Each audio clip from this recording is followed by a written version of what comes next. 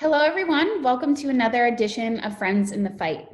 We all know that we are under extreme circumstances, being home and isolated during COVID-19.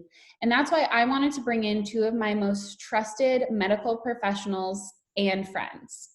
First, we have Dr. Noor, who just happens to be my sister-in-law.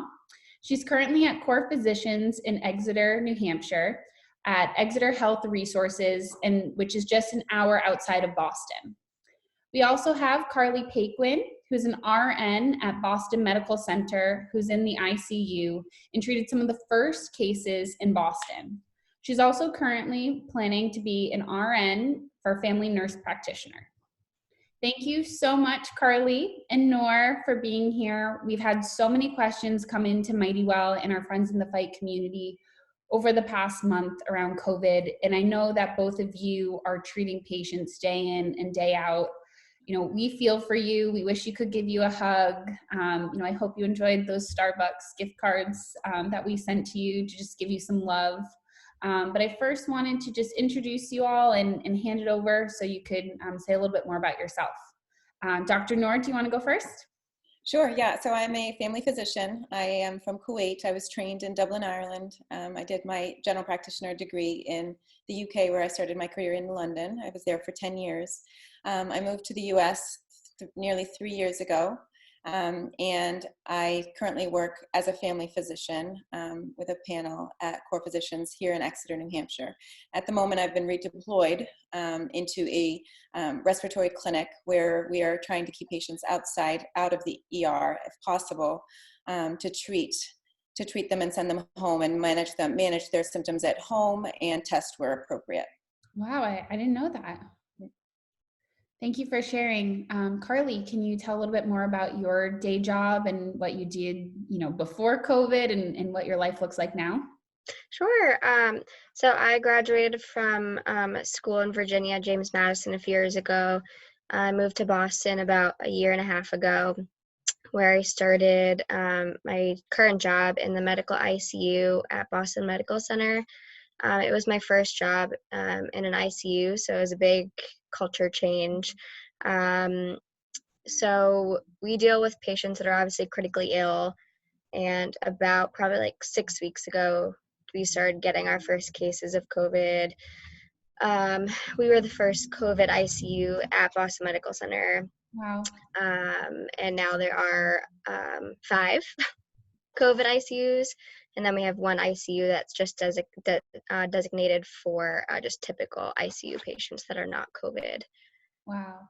And thank you to those friends in the fight who are just joining and who will be tuning in after this is already recorded. So just to break that down a little bit further, Carly, can you explain to people, what you would do in a medical ICU, and then Dr. Noor, what this new clinic means for patients? Why don't we throw it back to Carly first? Sure. So a lot of our patients are intubated. Right now, as of yesterday when I worked, all of our patients are positive. Once they get tested and they're negative, we typically send them out to the regular ICU, obviously just to keep all the COVIDs in one spot. And it's a big difference, obviously, from what we're used to. Like on a normal shift, I would have 1 to 2 patients, but now we're usually having 1 patient, or there's 2 nurses per patient, just based on what? 2 nurses per patient? Yeah, it depends on what's going on with the patient, but just for our own safety, but also for the patients, it takes 5 to 10 minutes to get all of our PPE on.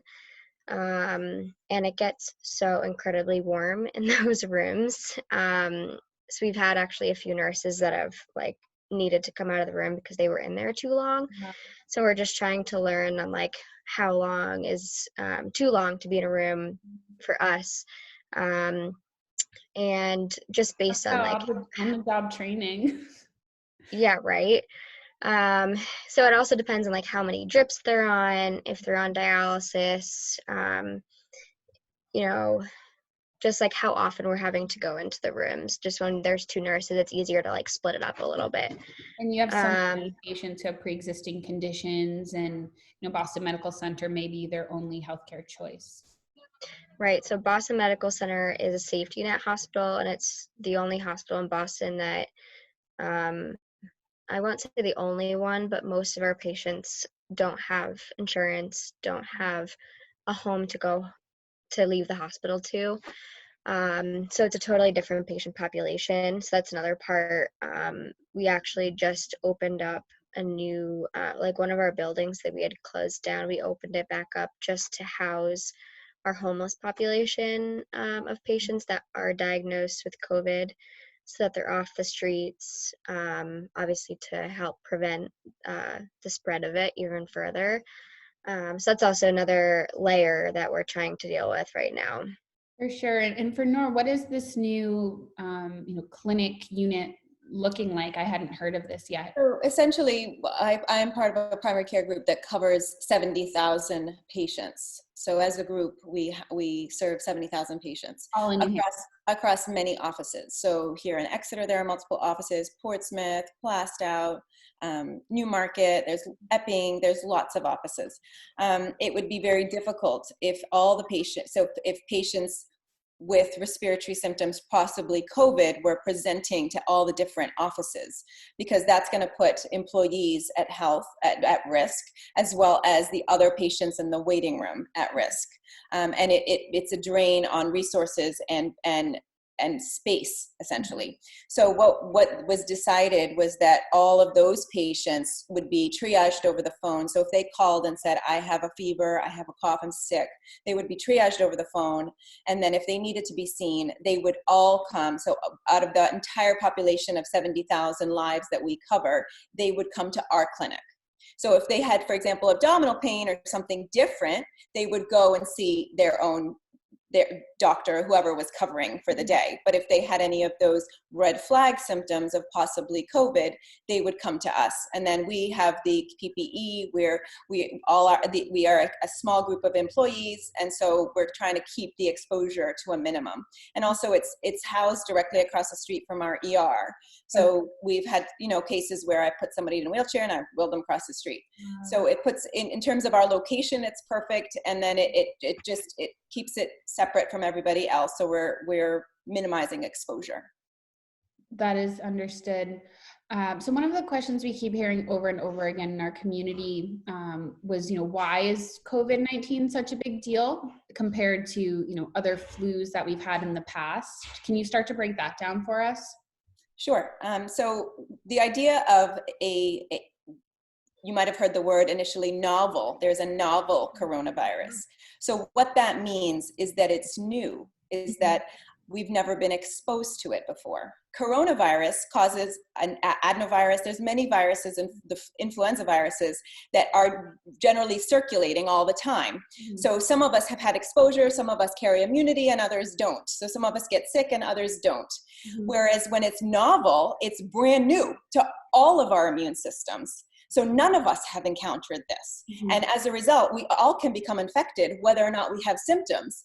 Some of us can develop severe symptoms, but we can be infected and not have symptoms and then be spreading it to everybody else around us. And that doesn't have immunity. And that's why it's a big deal. If you think back to 2009 during the H1N1 flu pandemic, it was a brand new H1N1 flu. And the CDC estimates now that up to 500,000 people died that year in 2009 of the H1N1 flu. So it was a really big deal. But that's basically why it's a big deal, because our bodies haven't met it before. Mm-hmm. So just, thinking back to that time, I was in middle school, I don't really remember much about it, but for those who maybe do, why is something like that so drastically different from what we're seeing today? So it was a little bit different in that it seemed to very much target the younger population. Mm-hmm. So it seemed the people that died of the H1N1 flu seemed to be a lot younger. So children and people that were middle-aged. And there were things happening. I don't know if anybody remembers, but at schools there were, Some classes were told to stay home if there was a child that had tested positive for H1N1. So there was definitely kind of social distancing and isolation happening in the background, but not at the grand scale that we see now. And I think the difference is because the vulnerable population with this is the older population who and patients who have comorbidities, and it's very difficult to safely distance those people without us practicing social distance. Of course. Does that make sense? Caregiver factor, at least in Rhode Island here, some of the first cases were in an elderly care facility. So that makes a lot of sense. Going back to Carly, I know that you work with patients who do have a lot of comorbidities. Can you talk about how, you're seeing that pre-existing conditions affect how they're being treated for COVID versus, maybe someone a little bit healthier like our co-founder, Maria? So it's a little difficult because I'm in the ICU, so I see the worst of the worst. A lot of patients are recovering and they're, going home. But we see in ICU, we see the patients that have the comorbidities, the older population. And everyone's different. Everyone's body is different. And it's, I've seen some patients that have the same history. Some patients do well and some patients don't. So I don't know, it's kind of a hard question to answer. And like Noor said, like we don't really know much. We know more than we did, a week ago, but still every day I go into work and they're like, oh, what? This is new. So, it's ever evolving, I wish I had a better answer for that one. It's okay. We're learning every day. And one of the stories I do want to share with everyone who's tuning in is actually just how seriously, Dr. Noor was taking this from day one. For those of you who don't know, I'd been back and forth between New York City and Rhode Island for the past year. And Dr. Noor, alerted us probably 2 months ago at this point. She was like, get out of there. And I was like, oh, I'm not worried. I kind of probably thought of, things like SARS that never affected me, but knowing that I'm, immune compromised, I'm so glad that you were looking out for me and my family. But I never expected, I left with a weekend bag and I'm now digging into clothes, from high school that I so, it's healthcare professionals like the both of you who, think a little bit differently. And we're just so grateful that you've been a part of this conversation. So I do want to shift gears to questions that we've started to get from social media. One of the first ones that, we specifically got around this was the concept of masks. We're hearing them over and over again. I'm not going to say who this meeting was with, but actually about 6 weeks ago, I met with a healthcare company that, pretty much everyone knows. And I was like, oh, like masks, blah, blah, blah. And she's like, we're never going to produce masks. The Surgeon General saying masks don't do anything. And now, a Surgeon General all showing us how to make masks using t-shirts and things like coffee filters. So can you help us to set the record straight on masks? Who wants to? Carly, you want it? You can go first. I feel like you might know a little bit more than I do. Noor was wearing actually 2 masks in the photo that we posted. Oh, really? Yes, she has the N95 and then she has a homemade one.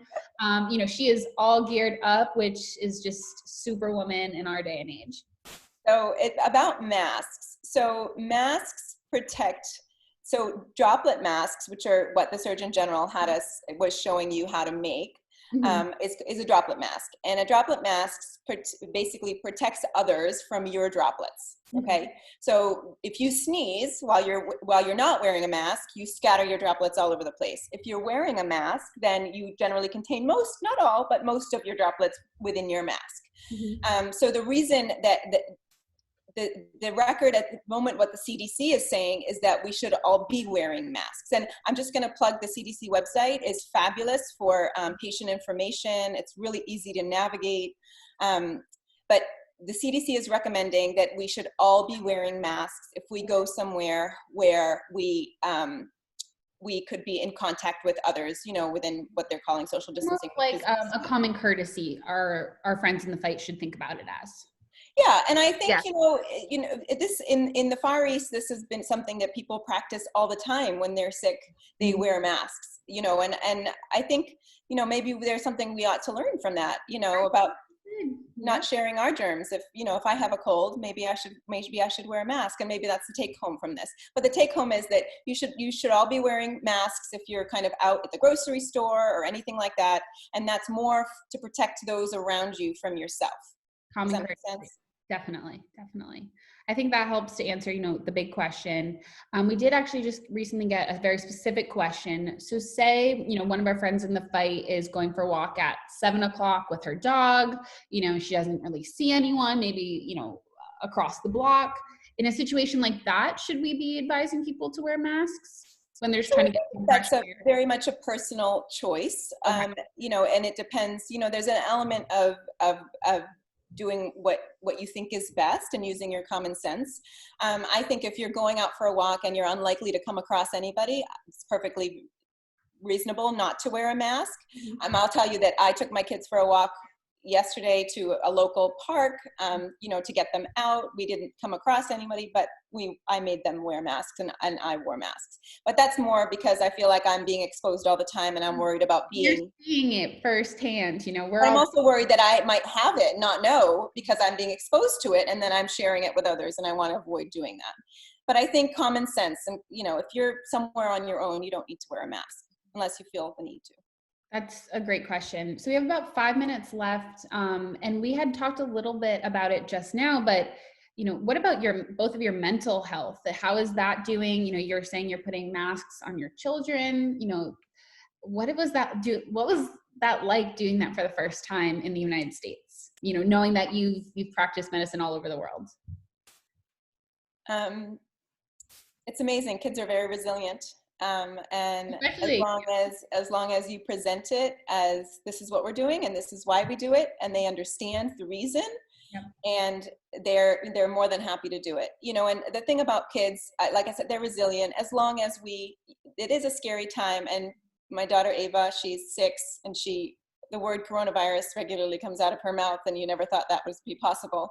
right. But and that's just the fact of the matter, but what she needs to know is that she's safe here, and she's loved, and we can offer her everything we can offer within this constraints that we're living in, and that's all you can do.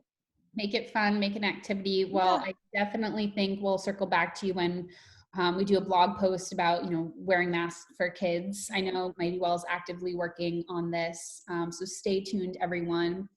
And throwing it back to Carly, before our conversation got started, we talked a little bit about presumed positive. One of our friends in the fight asked about, what is being presumed positive, and how do these numbers get tracked? So how is Boston Medical Center handling this?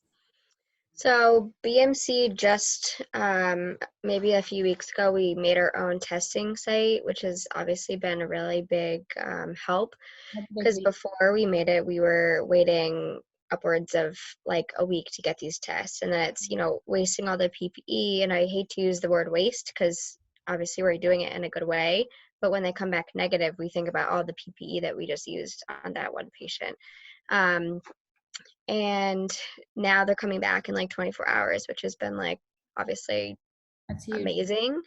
And not only that, but it also the patient is like terrified while they're waiting for that test result, and I can only imagine what the mental stimulus, going on. Do I have it? Do I not? Who did I infect? Who have I been around? I can only imagine. And the fact that we're not allowing family members or anyone to come into the hospital unless, there is like an extenuating circumstance.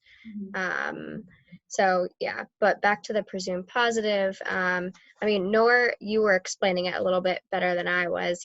I feel like you might know a little bit more about presumed positive definition. When a patient, it's more for a patient that's I think the question was around the community, and I'll circle back to that. But I think, so for a presumed positive is a patient that is admitted to the hospital for treatment, and have a pending test, but we think that they're positive.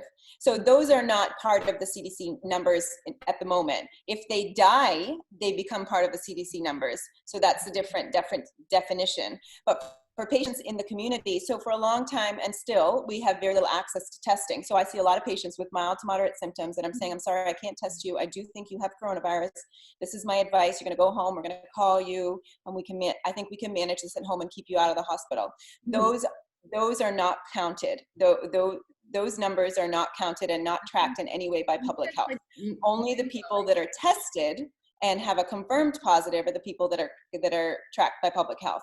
So the take home from this, and I think the important, and this ties into the masks, is that there's a lot of people out there with coronavirus that are not tested, do not have a positive result. They might be going about their day as normal. You have to protect yourself as best as you can to try and prevent infection to yourself. And that's going to be with hand washing, just being very aware of what you touch, don't touch your face, using sanitizer, and wearing a mask where you can. Absolutely. One of the questions that just came in was around, something as simple as groceries. Do you wipe down your groceries before they come in? Especially you, Carly, you're living in Boston during all this. You're probably getting a lot of your groceries delivered at this point. What have you done, and what are you recommending? So I've gotten some of them delivered, and most of the time I've been going to the store. Right now, grocery delivery services it is so hard to find an open slot. I've been trying to wipe down as much as I can before I put it in the fridge or wherever, but just making sure I'm, avoiding putting it like on the table. And then just, if you put it on the table, just make sure you Clorox it, and then, go about your day. You just have to be mindful about, where you put it and like the contamination, Yeah, no, thank you. So we have time for one more question. And I want to highlight this one, especially because so many of our friends in the fight do deal with multiple chronic illnesses, or they are immunocompromised. So the exact question is, because of my chronic illness, I sometimes have to go to the doctor or hospital unexpectedly. I'm afraid of outbreaks within the hospital, though. What should I do? We have so many friends in the fight with feeding tubes, with ports, with PICC lines, or on dialysis. What are your thoughts and recommendations for them? So whether it's dialysis, whether it's, whether you have acute abdominal pain or chest pain or stroke symptoms, do not stay out of the hospital. If you, that would be the take home message. If you need medical care is there for you. They're doing a great job at trying to, treat these patients separately, like I just said, taking them entirely out of the office. So if you are unwell, and need medical care, you need to get medical care. You are going to do yourself more harm to sit at home with a potentially acute medical illness. Thank you so much. Well, Zoom is kicking us off, quite literally. I have my pajama pants on below, so I'm going to get back to being cozy. Thank you both so much for taking time out of your extremely busy lives, and thank you for being our friends in the fight. To everyone tuning in, look out for the blog posts and recap that we'll post very shortly. Thank you, everyone, for tuning in from far and wide, and a special thank you to our guests. Thank you. Bye-bye.